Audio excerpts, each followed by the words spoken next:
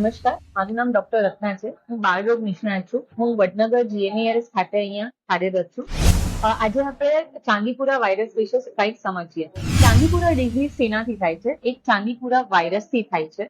આ વાયરસ આપણા ભારતમાં ગુજરાત, આંધ્રપ્રદેશ અને મહારાષ્ટ્રના સ્ટેટ્સમાં વધારે જોવા મળે છે. આપણે ચાંદીપુરા વાયરસ જે છે એ કયા કયા માણસોને થઈ શકે છે?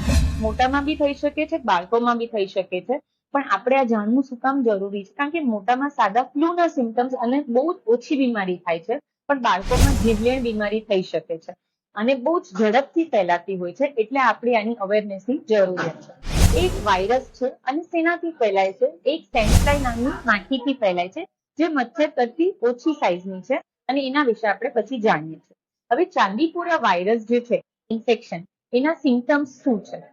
બાળકને સાદી તાવ આવવો, માથું દુખવું, થાક લાગવો અને પછી બાળકોને ઝાડા ઉલટી શરૂ થાય છે. એના એકાદ દિવસ પછી ઘણીવાર બાળકોને વધારે સૂવાનું થાય છે, વધારે સૂતા હોય છે, ડિલિરિયસ થઈ જાય છે, બાળકને વધારે ઊંઘ આવે છે, બાળક બેભાન જેવું થાય છે, કાં તો વધારે બબડાટ કરતું હોય એવા સિમ્ટમ્સ આવે છે. એ બધા મિસ થાય છે તો બાળકની ખેંચ આવે છે અને પછી ખૂબ ખરાબ સેરેબ્રલ ઇડીમા અને એવી કોમા જેવી સિચ્યુએશન બી થતી હોય છે.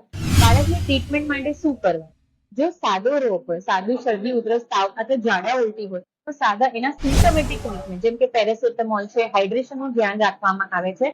અને અગર સેરેબ્રલ ઇડીમા કે કોઈ પણ જાતના માથાના કે સીએનએસ ના કોઈ પણ સિમ્ટમ્સ આવે તો એની પછી આઈસીયુમાં કેર થવામાં આવે છે અને એ આપણે આઈસીયુમાં સ્પેશિયલિસ્ટ જોતા હોય છે કે કોઈ પણ એને કન્વર્જન્સી ઘણીવાર વેન્ટિલેટર સુધીની રિક્વાયરમેન્ટ આવતી હોય છે.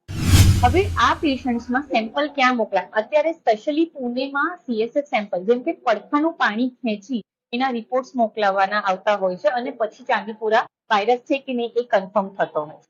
આમાં કયા કયા સિમ્ટમ્સ આપણે જોઈ લીધા. હવે જોઈએ કે આમાં કયા કયા બ્લડ સેમ્પલમાં શું જોવા મળે છે. બ્લડ સેમ્પલમાં ઘણીવાર શ્વેતકણ વધી જાય છે, જે પ્લેટલેટ છે એ ઘટી જતા હોય છે. બાળકને મલ્ટી ઓર્ગન ફેલિયર જેમ કે લીવરમાં એબનોર્માલિટી આવતી હોય છે અને બાળકને સીએનએસમાં ઇન્ફેક્શન હોય તો સીએસએફ ના સેમ્પલ કરવું જરૂરી થાય છે. હવે આપણે જોઈએ કે સેન્ડ ફ્લાય, આપણે આ રોગ જે છે એકવાર ઇન્ફેક્શન થઈ ગયા પછી બહુ ઝડપથી ફેલાય છે અને ઘણીવાર જાનનું જોખમ બી હોય છે. એટલે બાળકને પ્રિવેન્શન આ રોગનું કરવું એ વધારે જરૂરી છે. તો પ્રિવેન્શન માટે આપણે સેન્ડ ફ્લાયની બાઇટથી બચવા માટે આપણે શું કરવું જોઈએ? સેન્ડ ફ્લાય એક ઝીણું મચ્છરથી બી ઝીણું ઇન્સેક્ટ હોય છે, એટલે મચ્છરદાનીથી એમ એટલું બધું નથી રોકાતું. પણ એ ક્યાં હોય છે? એ જે આપણી તિરાડો હોય છે, જૂના ઘર જે હોય છે એમાં રહેતું હોય છે. પછી જ્યાં ખૂબ બધા ઝાડ હોય છે એના ખડિયામાં ઘણી વાર રહેતું હોય, જ્યાં ગંદકી હોય કોઈ પણ રીતની, જેમ કે બહાર શૌચ કરવામાં આવી છે, બહાર કચરાનો ઢગલો છે, એ બધી જગ્યા અને ખૂબ ઘાસની જેવી જગ્યા હોય છે, ત્યાં સેન્ડ ફ્લાય રહેતી હોય છે. આપણે એ જગ્યાએ આપણે આપણા ઘરની ચોખ્ખાઈ રાખવાની છે, કચરો નાખવામાં ચોખ્ખાઈ રાખવાની છે અને જે બહાર શૌચ થતું હોય તો એ વસ્તુ આપણે પ્રિવેન્ટ કરો તો ઘણી ખરી આપણે સેન્ડ ફ્લાયની બ્રીડિંગ જ રોકી શકીએ છીએ. બીજી વસ્તુ કે સેન્ડ ફ્લાય છે એ હંમેશા સાંજે બાઇટ કરતી હોય છે, એટલે સાંજે અગર બહાર જવાનું અવોઇડ કરીએ આપણું અને બાળકોનું તો આપણે રોકી શકતા હોય કે બાળકને સાંજે ખેતરમાં ન લઈ જઈએ તો એ વસ્તુથી આપણે બાળકને બચાવી શકીએ. સેન્ડ ફ્લાય છે જે એ આપણને આપણી ત્વચાની ગરમીથી ઓળખતી હોય છે.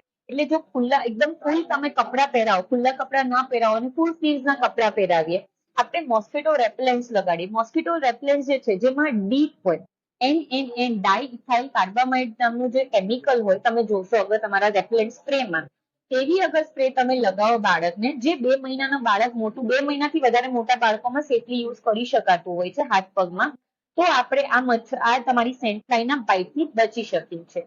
બીજી વસ્તુ, ગંદકી માટે આપણે ચોખ્ખાઈ રાખવાની છે. આપણે આટલું જ કરી શકીએ. આપણે આ રોગને જાણીએ અને બીએ નહીં. હવે ચાંદીપુરા વાયરસ જે છે એમાં તાત્કાલિક ટ્રીટમેન્ટની શું કામ જરૂર છે? આપણે પ્રિવેન્શન તો કરશું, પણ અગર થઈ ગયો છે તો પછી સમય ન બગાડવો એ સૌથી વધારે જરૂરી છે. બાળકને જો ઝાડા ઉલટી છે અને તાવ છે તો પછી એને સીએનએસ સિમ્ટમ્સ થવાના ચાન્સીસ ખૂબ વધારે છે. બાળક બેભાન બી થઈ શકે અને બાળકની ખેંચ બી આવી શકે. હવે આ અગર સિમ્ટમ્સ છે અને જે 24 કલાકમાં થઈ જાય છે કે 48 કલાકમાં થઈ જાય છે, જો તમે એનું ધ્યાન ન રાખો તો આ જીવલેણ બી નીવડી શકે છે. એટલે આપણે સમજીએ કે બાળકને ઝાડા ઉલટી છે, તાવ છે અને હવે બાળકને ખેંચ આવે છે તો તાત્કાલિક ડોક્ટર આગળ લઈ જવું જરૂરી છે.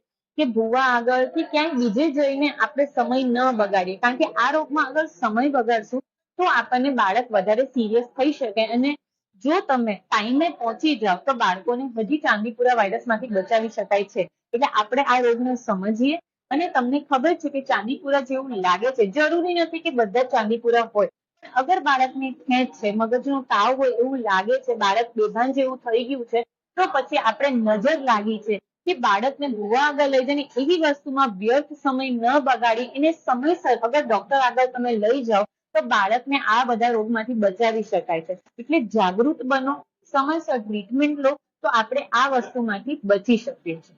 હવે જેમ ચાંદીપુરા વાયરસ છે એમ અત્યારે ચોમાસાની સિઝનમાં સાદો ફ્લૂ બી હોઈ શકે, સાદી શરદી ઉધરસ બી હોઈ શકે, અને સાદા ઝાડા બી હોઈ શકે. એટલે આ ચાંદીપુરા છે કેમ ખબર પડે, એટલે જ તે આપણે જયારે સાદી શરદી ઉધરસ જેવા સિમ્ટમ્સ હોય એ ફ્લૂ બી હોઈ શકે. એટલે ખોટું ગભરાવાની જરૂર નથી.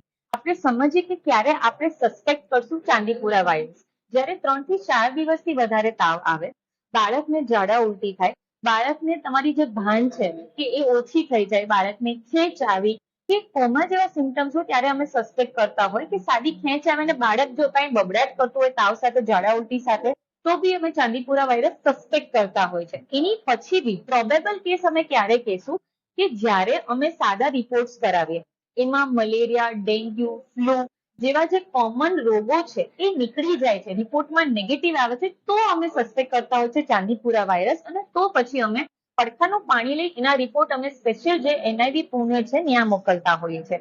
અને કન્ફર્મ કેસ ત્યારે જ થાય છે જ્યારે પડખાનું પાણી જે હોય એમાં ચાંદીપુરા વાયરસ કન્ફર્મ આવી શકે. અત્યારે સિઝન એવી છે કે ઘણા બધા રોગ મિક્સ હોઈ શકે. આપણે જાગૃત રહીએ કે હા આવી વસ્તુ ચાંદીપુરા છે એટલે બાળકનું ધ્યાન રાખીએ, પણ દરેક સાદી શરદી ઉધરસ ઝાડા ઉલટીથી ગભરાય અને ચાંદીપુરા છે જ એમાં નાસીપાસ ન થઈએ, સમયસર ટ્રીટમેન્ટ લઈએ, ડોક્ટરને જાણ કરીએ અને એ પ્રમાણે ટ્રીટમેન્ટ લઈએ. જાગૃત બનો, ગભરાવ નહીં, અને સમયસર ટ્રીટમેન્ટ લો, એ જ આ રોગથી બચાવી શકશે. Thank you.